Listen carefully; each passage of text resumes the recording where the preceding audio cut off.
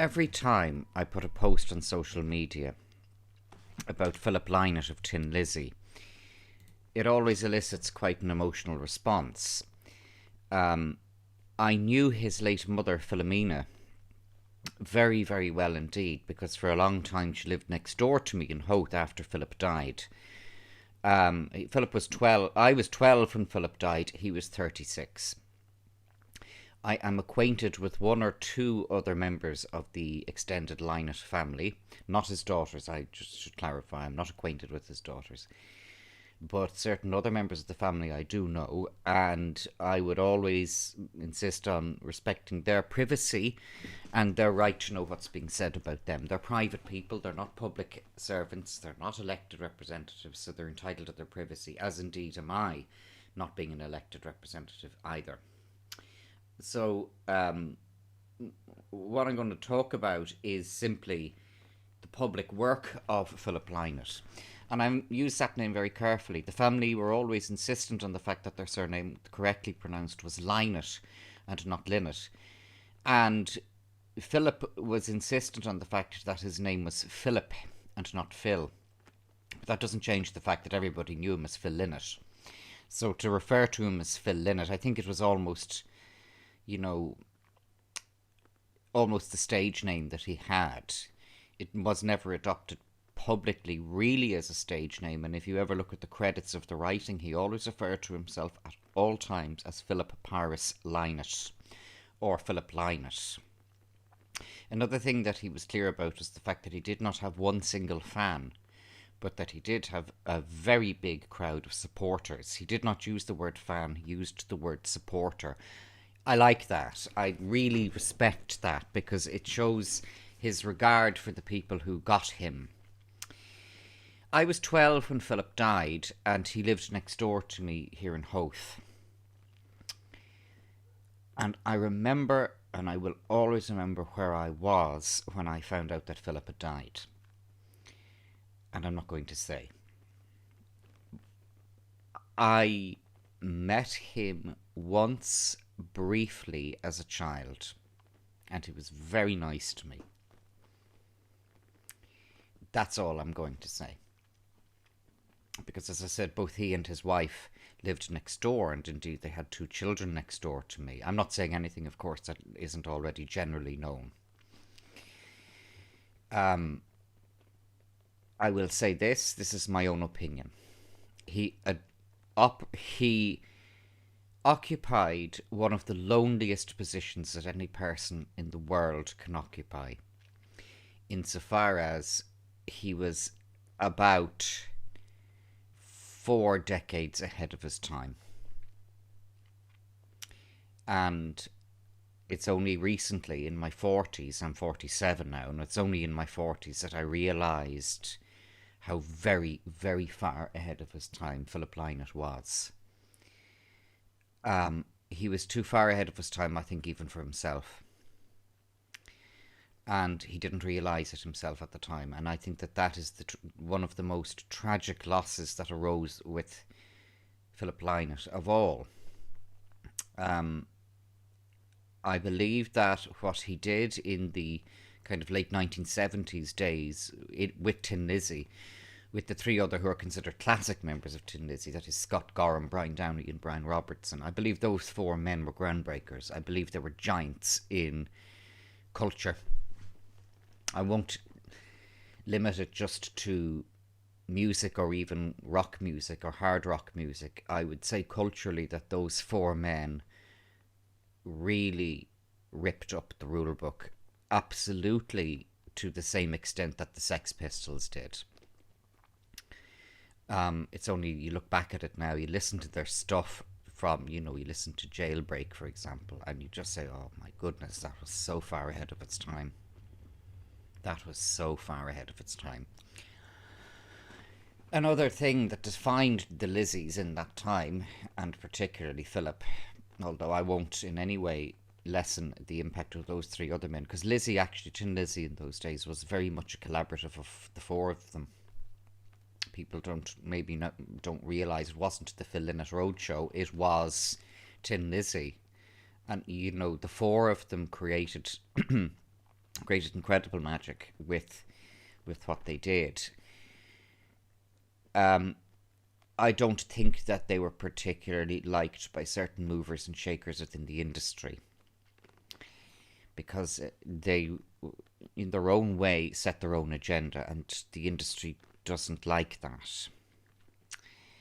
We saw this with the most most appalling snub of Tin Lizzy, and particularly of Philip, in 1985 at Live Aid. On one platform, you could say that was unpardonable, because Midge Ure was an organiser of Live Aid, and Philip had given Midge Ure his break. So it was, you cannot deny that was a really, really bad thing to have done, to have ignored Tin Lizzy or Philip from Live Aid. I think Philip was stung by the snub, and he went on Live Aid at the RTE feed in Dublin. In retrospect, and this is only my own subjective opinion, he would have been better off ignoring it. But that is my own subjective opinion. I believe that the death of Philip Lynott on the 4th of January 1986 was an immeasurable loss for so many reasons. And an awful lot of banal, trite rubbish is talked about Phil Lynott's death. And you'd have these events and gigs in which people are saying, "Oh, can't believe you're not here." Well, it's been nearly 40 years. It's been 1986 it was. 96, 2000, 30, it's now 35 years. Today is the 2nd of January. As of 2 days from now, 48 hours, it'll be 36 years. Or 35 years. I was never good at arithmetic. So he is dead quite a long time now, and a lot of these Phil Lynott memorial events are quite crass and tawdry and in quite bad taste, and these ones are all saying, "Oh, I can't believe you're not here." You've had enough time to get used to it. That's the way he'd look at it, I'm sure. Philip, it's interesting, was a big fan of Billy Connolly. That doesn't surprise me.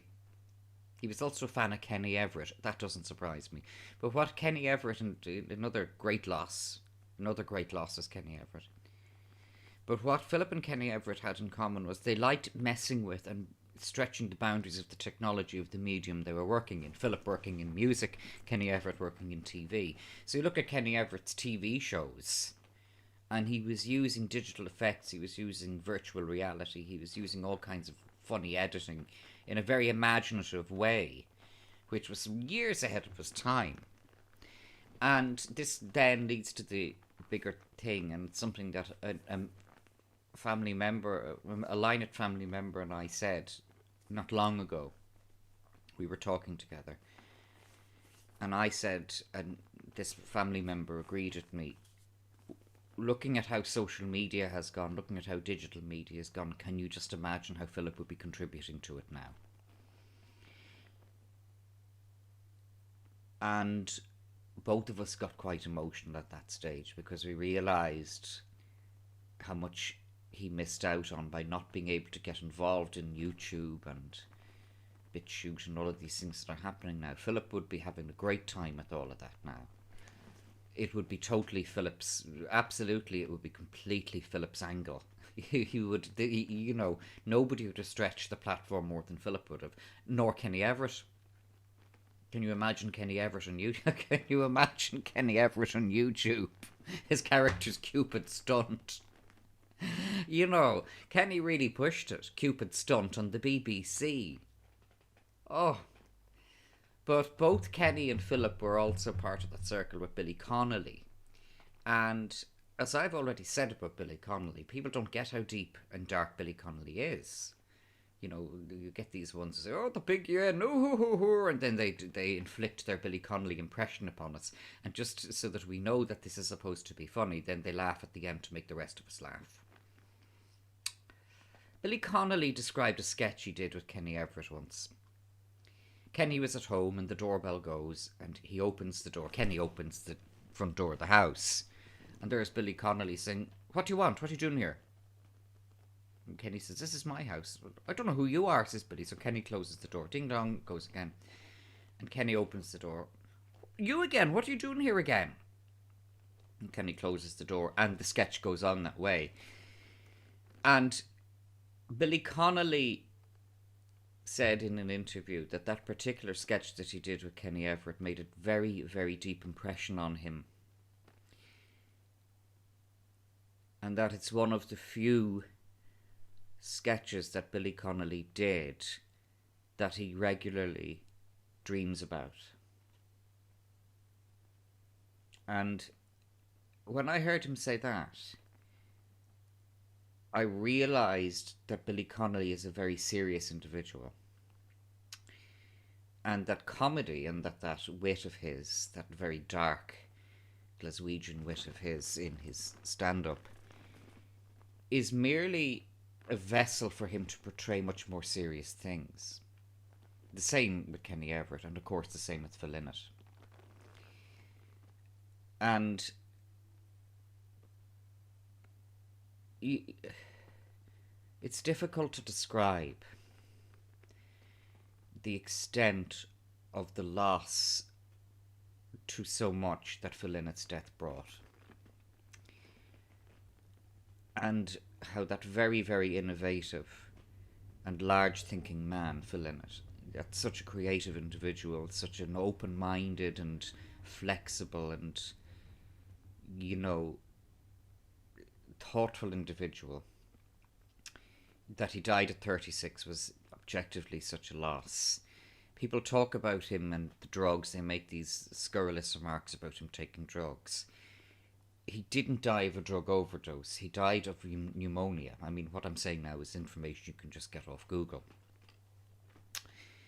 And he died of pneumonia arising from, I think my own opinion is, first of all, long-term drug abuse, but also at the critical moment he wasn't brought just to A&E and put on dialysis. But I wouldn't even assume that would have necessarily saved him at that particular stage. I don't know. The answer is that I don't know. He died too soon, and so much was lost by that. And we're seeing now younger generations of people, even kids, teenagers, who are now seeing what, who are loving Tin Lizzy and all the rest of it. That's good. I'm glad they're loving Tin Lizzy. But there's also this quite separate gift and magic of Phil Lynott himself. Okay, there was the music in Tin Lizzy. Yes, it was brilliant. And there was the composition and the live performances in Tin Lizzy. Yeah, they were great. There's a clip from The Tube in which Tin Lizzy played live. And it was it was the classic Tin Lizzy roundup. Also, Darren Wharton was on keys, but it was the four Lizzies of the 70s plus Darren Wharton and some others, and they played on The Tube in the early 1980s. And it was interesting to see. I mean, there was a clip put on a Channel 4 documentary about The Tube, but I bought a DVD last year, 2019, I think, in relation to the best of The Tube, and they played a lot of the set uncut. And they played live and loud on The Tube. And the Tube, of course, was from Newcastle upon Tyne. It was made by Tyne Tees Television for Channel 4. So the audience was actually a selected audience of Geordie teenagers in early 20s. And every time Tin Lizzy finished one of their numbers, the Geordies went mad for it. They went crazy with appreciation of it. They're not unlike Dubs. Dubs would go mad for that kind of stuff as well. But the Geordies just loved Phil Lynott. They just loved Phil Lynott and Tin Lizzy. And, it all makes sense. It all makes sense. And we're now looking at, let's get back to Live Aid. Frank Zappa and Johnny Rotten said that Live Aid was the party that nobody within their right mind would want to be bloody well invited to. Phil Collins played the drums in Live Aid London and then got on Concorde and played the drums in Live Aid America, New York. Because, as somebody said, it wasn't bad enough to have him in London, they inflicted him in New York as well. And that is so indicative of what Live Aid was all about, and we particularly look at it retrospectively. what a big scam Live Aid was. How dreadful Live Aid bloody was. Philip was lucky not to be invited. He was lucky not to be invited. Frank Zappa and Johnny Rotten had their finger on it. I think, though Philip very much wanted to be part of that set who were on it, and they didn't invite him, I think, not because of the drugs. I don't think it was to do with the drugs. I don't think anybody cares. In fact, for goodness sake, what am I saying? Nobody in that business, particularly at that time, cared about drugs. They didn't care. The problem was that Philip was just a bit too much out of the box for their comfort. Those people behind Live Aid, particularly Bob Geldof. Let's say it there, I've said it. Bob Geldof. I can see how Geldof would not have wanted Phil Lynott on that, and it's not got anything to do with drugs. And who is Bob Geldof? Bob Geldof organised this Live Aid thing, but in fact it was a vessel really, or it seems to have been a vessel for him to have made an enormous amount of money, because however good the Boomtown Rats were in their heyday, they were certainly no Tin Lizzy. They were posh boys, the Boomtown Rats were. They were the hothouse flowers of their time. They were an establishment bad boy group, or something happens. Oh, something happens. I'd rather it hadn't. Tin Lizzy was none of those things. They never compromised. And, when you don't compromise, there's a price for it. But Johnny Rotten knows that. Frank Zappa knew that. And, I'm not sure that Philip had necessarily analysed so clearly in his own head that when you don't compromise, you do have to pay. And then you realise it's not a huge price to pay, if any price to pay at all. But Philip perhaps had not realised that. Maybe he wanted the best of both worlds. Maybe he wanted to not compromise. Philip would never have compromised. It just wasn't in his nature. In terms of being an artist, in terms of being a writer, performer, Philip would never have compromised. So given that he would never have compromised, then the price he would have to pay is that he would be excluded from things like Live Aid. Through no fault of Tin Lizzy's, by the early to mid 80s, the hard rock music which Tin Lizzy had specialised in, they were very good live performers. They were a live band, Tin Lizzy, but that had simply gone out of fashion. So all of those big live groups of the mid to late 70s, that had, suddenly the trend had moved on, and that's what happens. That's how it works. There's no point in, condemning shifting musical trends. It's market oriented. People, their musical tastes change, and they also move collectively. So there's no point in condemning it, but that's what happened. I think Philip, and here we are delving a little bit more deeply, but I do think he was a lonely man. I think he was very misunderstood. I think that people saw the rock star thing far more than they saw the reality of him being a shaman. And that he was a huge agent for change. I think Philip would like Donald Trump. Because Donald Trump is those things as well. He's an agent for change, genuine change. Does that mean that you buy into the political system where you start saying everybody should do this or that or run for office? No. You take Trump on his own terms. And the same with Phil Lynott. You took him in his own terms as well. But it was only in recent years, particularly the last 2 years, that I came to my own realisation about what a giant Phil Lynott was. What a groundbreaker he was. What a shaman he was. What a prophet he was. How far-sighted he was. How artistic he was. How creative he was. How open-minded he was. And it's why then that I suddenly acquired a genuine sadness and realisation of the size and enormity of the loss that arose from him dying at the age of 36.